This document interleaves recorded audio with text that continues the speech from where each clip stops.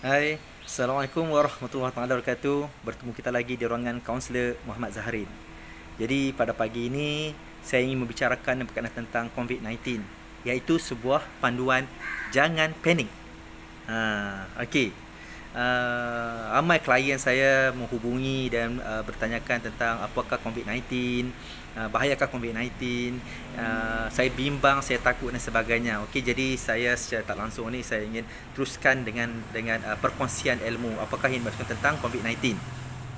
COVID-19 ini untuk makluman saudara-saudari sekalian, ia merupakan salah satu penyakit berjangkit, ya, yang mana kalau kata Kementerian Kesihatan ni penyakit berjangkit CDC, ya, yang disebarkan melalui secara langsung atau tak langsung. Macam mana tu langsung dan tidak langsung ni? Okey, yang pertama sekali ia melibatkan saluran pernafasan. Saluran pernafasan yang mana kita ni berada dalam persekitaran yang selamat. Walaupun bagaimanapun persekitaran ni adakah kita make sure bahawanya persekitaran ni adalah bersih. Jadi dia melalui udara masuk pada hidung, daripada hidung pada tekak, dan akhir sekali masuk pada paru-paru. Dan dia adalah jenis coronavirus. Ya, coronavirus ni dia ditemui dari negara China di Wuhan pada bulan Disember 2019. Jadi yang ni sebabnya kita sebut nama COVID-19. Okey, soalan yang ditimbulkan, bahayakah COVID-19 ni? Okey, kalau kita kata bahaya, dia jangkitan yang tinggi, jangkitan dia tinggi, tetapi kadar kematiannya adalah rendah. Dia berisiko kepada orang-orang tua yang boleh katakan berusia 60 tahun dan ke atas dan mempunyai simptom ataupun penyakit. Okey. Okey. Kenapa ramai yang panik? Kenapa ramai yang panik, ya? Maksud kat sini ni persoalannya, kenapa saya panik? Persoalan dia kenapa saya panik? Panik ni dia bukan kata penyakit, tetapi dia dari segi kita agak panic attack. Panic attack ni kalau kata biasanya aspek kaunseling ini dia tak boleh nak menerima sesuatu keadaan dengan terkejut. Dengan satu boleh katakan benda ni agak merunsingkan. Jadi dia panik.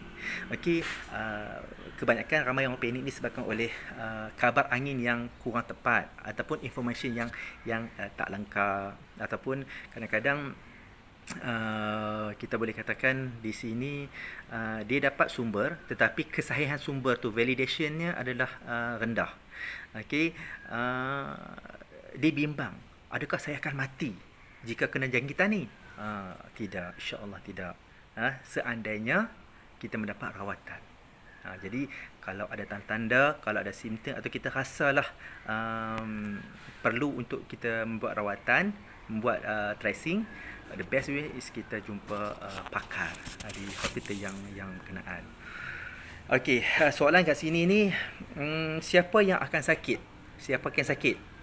Orang tua-tua 2 kali lebih tinggi risiko dia. Ya. Walaupun bagaimanapun penyakit ini ringan kepada kanak-kanak ataupun orang muda. Okey. Dan macam mana penyakit ini boleh transmit ataupun dia boleh sebarkan? Okey. Penyakit ini boleh disebarkan melalui mata, hidung dan mulut. Macam mana tu? Melalui droplet. Melalui apabila seorang tu dia batuk, patutnya dia batuk ni kena tutup macam ni. Tetapi dia batuk koh sampai air droplet ni, dia punya titisan dia ni terkena pada kontak ataupun terkena bagi orang yang rapat, especially kalau pesakit, orang yang rapat dengan dia, of course dia akan dapat, ya. Dan kadang-kadang yang air droplet ni, kadang-kadang titisan air dia tu kena kepada permukaan-permukaan yang disentuh atau tersentuh dan kita tak basuh tangan, dan of course lah virus ni akan berada pada tangan dan kita makan ke ataupun kita buat sesuatu, dia akan kena lah. Okey. Jadi persoalan kat sini ni boleh ke merebak melalui makanan? Belum dipastikan lagi. Walaupun kita kena langkah berhati-hati, ya. Saya sayang semua para hadirin sekalian, sebab semua klien saya ni adalah bernilai. Anda adalah berharga. Okey, cara punca sakit. Antara simptom, kalau kita nak tahu antara simptom para hadirin sekalian, biasanya klien saya akan berhubung. Saya tak tahulah apa dia simptom, apa penyakit. Okey, simptom adalah tanda-tanda. Antara tanda-tandanya adalah demam. Kedua adalah batuk. ketiga adalah sesak nafas. Dan biasanya orang yang demam sesemua ni, dia akan muncul dalam tempoh hingga 14 hari selepas jangkitan ni berlaku. Jadi antara simptom-simptom ni kita perlu pastikan kalau kata kita ada penyakit berkenaan atau kita punya simptom-simptom gejala yang dimasukkan, perlulah dapat pengesahan daripada hospital yang berdekatan. Okey, seterusnya banyak jugalah soalan yang timbulkan. Saya perlu untuk buat sesi kaunseling seterusnya, walaupun saya imbaskan baliklah para hadirin sekalian tentang lindungi diri. Seperti mana yang disebutkan oleh Perdana Menteri kita berkenaan tentang kita jaga kita. Maksud kita kat sini, stay at home, duduk di rumah. Okey? Dan kita ingat basuh tangan dengan kerap.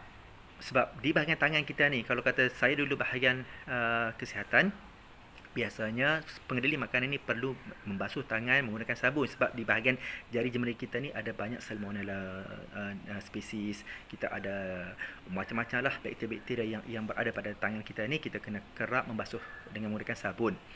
Yang ada sanitizer, bawa sanitizer ke mana-mana sebab perlu, walaupun dalam keadaan sekarang ni agak mahal, tetapi sediakan sabun, sediakan sanitizer, ataupun kita bawa apron, kita bawa sarung tangan dan sebagainya. Jangan sentuh mata, hidung ataupun mulut kalau tak perlu, especially di tempat-tempat awam, sebab kemungkinan itu akan berlaku. Dan pastikan jarak kita antara 1 meter dan sebaik mungkin adalah 2 meter perhubungan antara person to person. Dan tak sekali adalah kurangkan persentuhan antara satu sama lain, khususnya dari segi kita bersalam. Dulu salam ini sebagai sebuah erat, tetapi hari ini salam ni kadang-kadang kita pun tak pasti dengan keadaan yang macam mana. Especially kita harapkan, kita doakan supaya penyakit ini dapat diselamatkan, COVID ni dapat dihapuskan dan kita kembali dalam keadaan normal, dan kita dapat bersosialisasi seperti biasa.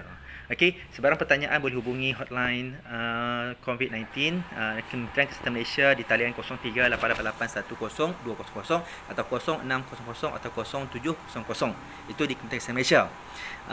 Tuan-tuan dan perempuan juga bolehlah menghubungi di talian Nur daripada Lembaga Kaunseling Malaysia, daripada unit kaunseling Darul Quran Yakin, khususnya kepada saya sebagai kaunselor, berdaftar untuk bagi satu semangat lah untuk para sekalian yang mendengar information yang saya bagikan. Jadi kita berjumpa lagi di sesi yang akan datang. Sekian. Assalamualaikum warahmatullahi wabarakatuh. Stay tuned.